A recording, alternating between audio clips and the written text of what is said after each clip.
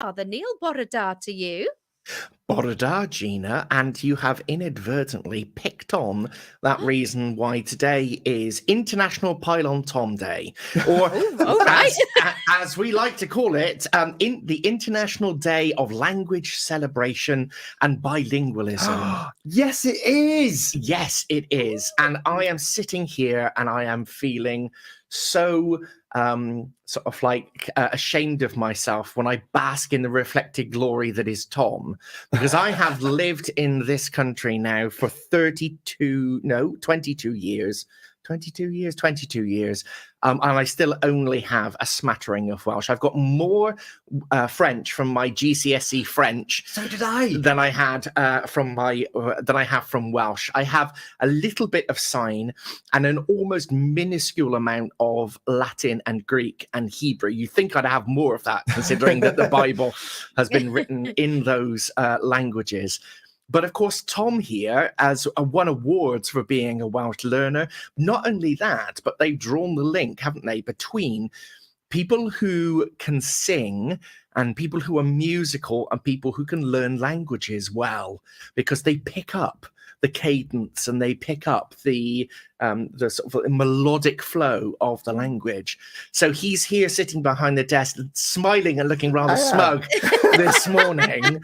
And that's why it's International Pylon Tom Day. Now, I could, of course, just magnify that ego and waft him more. And if I'd picked that passage from the Bible where the disciples rush out of the upper room and talk to everybody after the descent of the Holy Spirit at Pentecost and address them each in their own languages, then of course I would be able to magnify that wonderful ego. No, he hasn't got an ego really. But actually, the passage that I've picked just to leave your listeners with this morning is the passage where Jesus speaks in the universal language, where he calls the little children to him.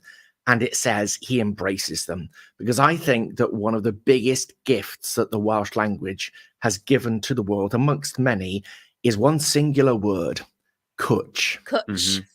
They say, don't they, that anybody can give a hug, but only the Welsh can cwtch. Well, maybe today let's prove that wrong. There are all sorts of different types of languages. You may find that you're living in a household with some teenagers who technically speak English. However, you don't actually understand what they're saying. But it doesn't matter whether we are monolingual, bilingual, trilingual, whether we speak the same language, but we seem to come from different places. The power of touch is so important. Just holding somebody's hand, or reassuring, squeezing the shoulder, or even when somebody is in need, that wonderful cwtch. And I would like to think that today, International Languages Day, people all over the world are giving each other a lingual cwtch as they meet each other. That's I love beautiful. that. Yeah, lovely reflection. Do you know what, Tom? We have just found another contestant for our weekly challenge. Oh, what's this now? With Thomas. Oh, Father indeed. Neil. Oh, He's yes. Yes. What's the challenge? Well, talking of multilingualism, every week here on The Breakfast Show, we have Seren Aidroithnos, Gold Star of the Week. So in fact, I'm gonna put you right on the spot, Father Neil. I hope you don't mind this. Let's have a look. We're going to start teaching you Welsh, Father Neil. Okay, yeah, that's fine. Right? Because I'm trying to do it as well. And Okay. I'm Welsh, born and bred in Wales, in Pembrokeshire. And I can't do the Welsh either. So we are Je suis un practicing. Tippenbach, I love it. He says mangling two languages at once. Yeah, all the different languages. What is the phrase this week, actually? Do you know, as we're talking? No, that was last week, wasn't it? Dwyn Yeah. Hoffi was last week. Oh, Dwyn I can't Hoffi. remember. It I was hoping you'd is, be able to tell me. Can you do Dwyn Hoffi? We've done Dwyn Father Hoffi. Neil? Is it Dwyn Dallen? Ah, that sounds familiar. Dwyn Gwrando Ar. Oh, gosh. Dwyn Gwrando Ar? Dwyn Gwrando Ar. I listen to. I listen. Yeah. Oh. So Dwyn Gwrando Ar Pure West Radio. Dwyn Gwrando Ar G&T. There you go. Right, do that. Dwyn Gwrando ar Alive and Kicking. Da iawn, diolch yn fawr, cariad. Ah, hey, you could be getting the gold star this week, Father Neil. I have high hopes for this. Megadune. You'll have to listen on Thursday morning. So go on, one more time then, Father Neil. Dwi'n gwrando ar... Dwi'n gwrando ar G&T a Pure West Radio. Yes. Da Oh, iawn. fantastic. There you go. I've recorded that. Lovely. I was going to say, I bet he's on that. You are in our competition now. I love that. But we're talking actual speaking there. But the thing that you mentioned there towards the end there, that element of touch and that reassure, you don't have to, it's not a big show. It doesn't have to be anything, oh, come here and give me a big embrace. It could just be that knowing little nudge of the elbow, that little lean into someone. Just let them know, I'm here. Yep. I can support you. And that's just before I'm wonderful. about to go on, as it were, in a big event. So if I have to preach a big sermon in front of lots of people, I'm sitting next to my wife. She does this thing where she just we just hold little fingers. Nice. Just the slightest of touch, but I know that she's there willing me on. So. Yeah.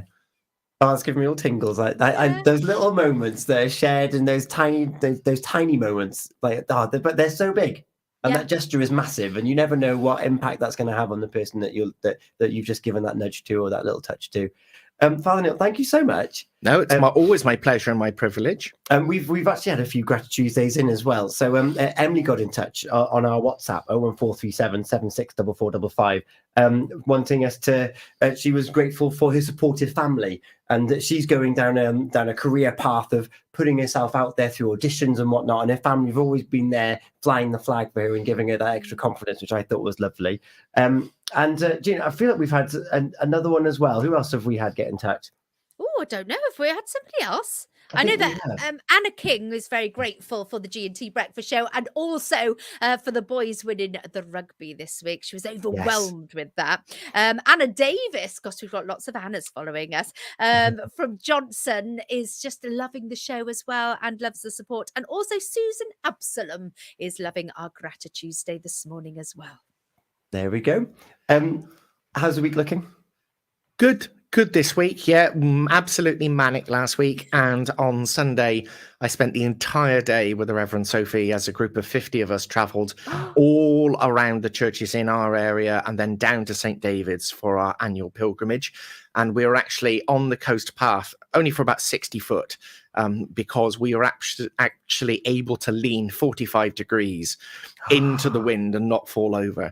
So we conducted a quick dynamic risk assessment and decided that we had to get the pilgrims off the coast path as quickly as possible. Get everybody off and put the kettle on. Yeah, absolutely. I'm sure they were grateful for that as well. Well, I tell you what, as it's a pilgrimage, should we put the proclaimers on? Or I would walk 500 miles and 500 more. And just to be that man who's coming home to you. Father Neil, thank you so much for joining us again this week. Alive and Kicking on Sunday? Alive and Kicking on Sunday morning. See you there. Be there or be an obloid or square. It's just gone 9:15 here, 16 minutes past 9 to be precise. There's still time to get your guests in for Guess the Song over on our Facebook as well. Father Neil, we'll speak to you soon. Bore da. Diolch. Hwyl fawr. Hwyl fawr. That's the one. Will you marry me? Yes! Congratulations. Now